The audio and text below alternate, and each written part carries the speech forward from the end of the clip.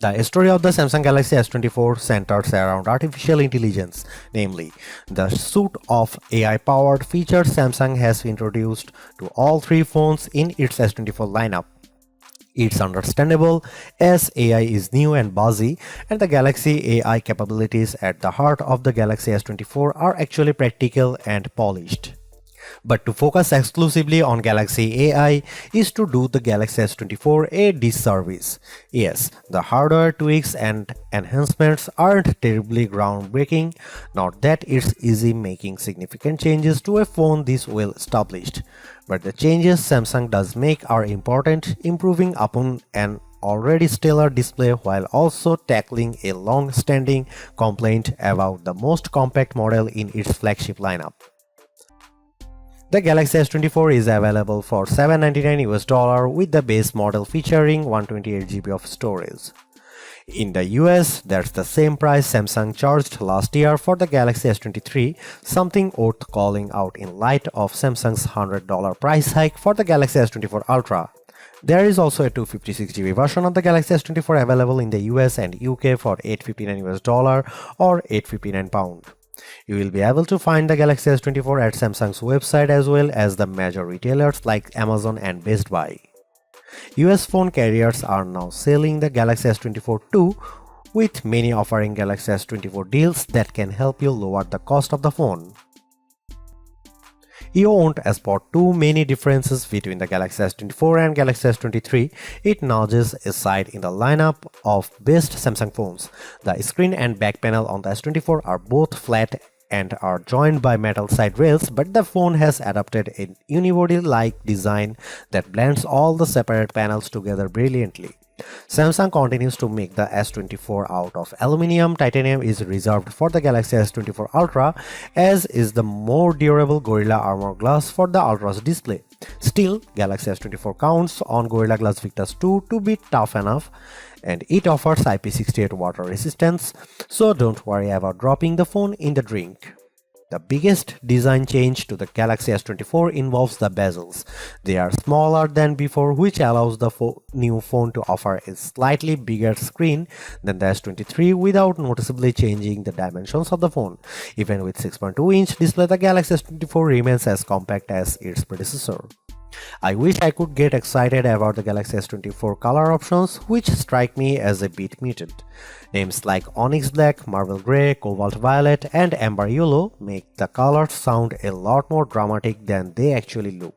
I would suggest heading to Samsung's online store, where exclusive options in blue, orange, and green at least add some variety to your choice.